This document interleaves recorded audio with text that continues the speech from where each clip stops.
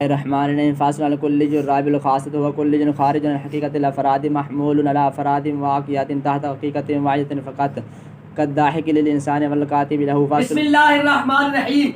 فاصل الکلی الرابع سے مصنف رحمۃ اللہ تعالی علیہ کلیات خمسہ میں سے چوتھی کلی کو بیان فرما رہے ہیں. چوتھی کلی کا نام ہے خاصہ.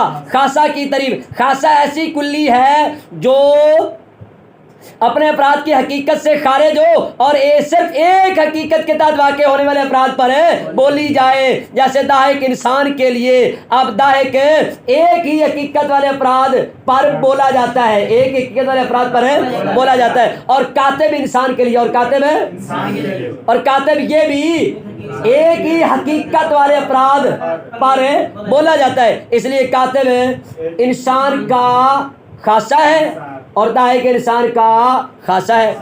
آگے عبارت پڑھ بھائی. فاصل الخامس من کلیات الارض العام و کلی الخارج المقول على فراد حقیقت واحدۃ وغیرها كالماشي المحمول على فراد الانسان والفرس. فاصل الخامس سے مصنف رحمۃ اللہ علیہ کلیات خمسہ میں سے پانچویں کلی ارض عام کو بیان فرما رہے ہیں بھائی. ارض عام کی تعریف. ارض عام ایسی کلی ہے جو کئی حقیقتوں والے افراد پر بولی جائے, جو اپنے افراد کی حقیقت سے خارج ہو اور کئی حقیقتوں والے افراد پر بولی جائے. جیسے ماشی, ماشی کا معنی چلنے والا ہے. جیسے ماشی یہ انسان, فرس, بکر وغیرہ, غنم وغیرہ تمام کے افراد پر بولا جاتا ہے اور تمام کی حقیقتیں کیا ہیں؟ مختلف ہیں. یعنی سارے کے سارے مختلف حقیقتوں والے ہیں, کئی حقیقتوں والے ہیں, ایک حقیقت والے نہیں ہیں. فاصل یہ فاصل ہے.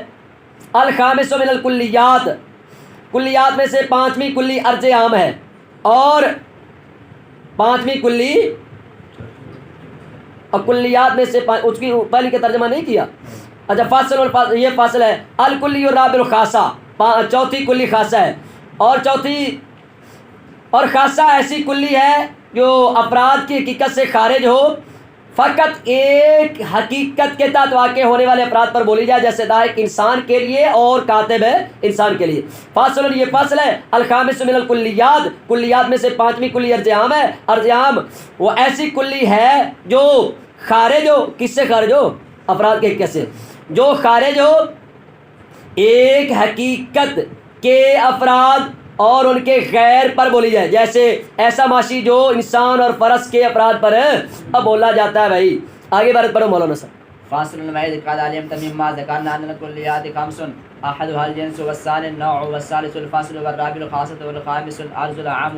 فاعلم ان الثلاثة الاولى يقال له ذاتيات ويقال الاخرجين ارضيات وقد يختص اسم الذاتي بالجنس والفصل فقط ولا يطلق ولا النوع بهذا الاطلاق لفظ الذاتي. فاصل الوحيد قد علمت مما ذكرنا, یہاں سے مصنف رحمۃ اللہ تعالی علیہ بھائی ایک فائدہ بیان کر رہے ہیں کہ ابتداء کلی کی دو قسمیں ہیں. نمبر ایک کلی ذاتی اور نمبر دو کلی عرضی. نمبر ایک کلی ذاتی اور نمبر دو کلی عرضی. کلی ذاتی کے تین قسمیں. کلی ذاتی کی کیا کتنی قسمیں؟ تین قسمیں. نمبر ایک جنس, نمبر دو نوع, نمبر تین فصل. ان تین کو ذاتیات کہا جاتا ہے. اور کلی عرضی کی دو قسمیں ہیں. نمبر ایک خاصہ, نمبر دو ارض عام, اور ان کو ارضیات کہا جاتا ہے. ان کو اب بھائی فائدہ سمجھ لو. وقت یختص اسم ذاتی, یہاں سے مصنف علیہ الرحمہ ایک فائدہ بیان کر رہے ہیں. فائدہ نو کے وہی دو معنی آتے ہیں. نو کے نمبر ایک, نو ایسی کلی ہے جو اپنے افراد کی حقیقت سے خارج نہ ہو. نمبر دو, نو ایسی کلی ہے جو اپنے افراد کی حقیقت میں داخل ہو.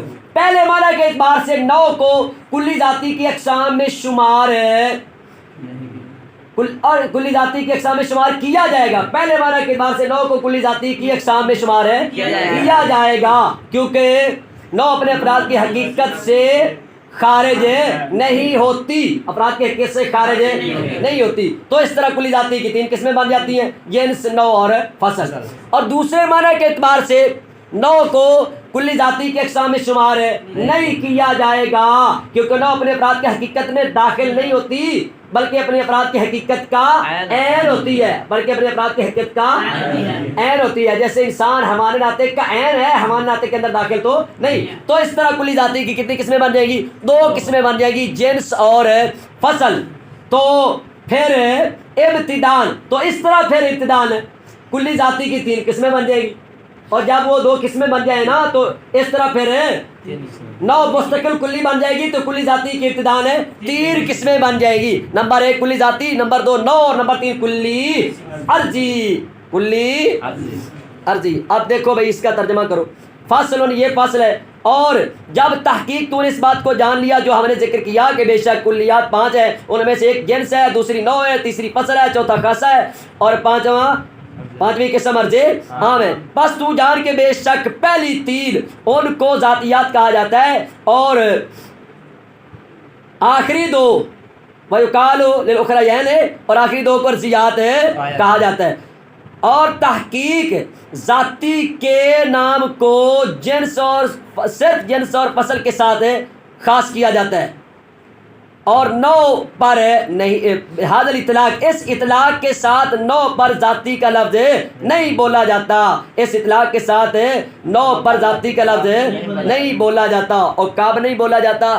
جب وہ دوسرے معنی کا اعتبار کرے، نوع کے دوسرے معنی کا اعتبار کرے تب نوع کو ذاتی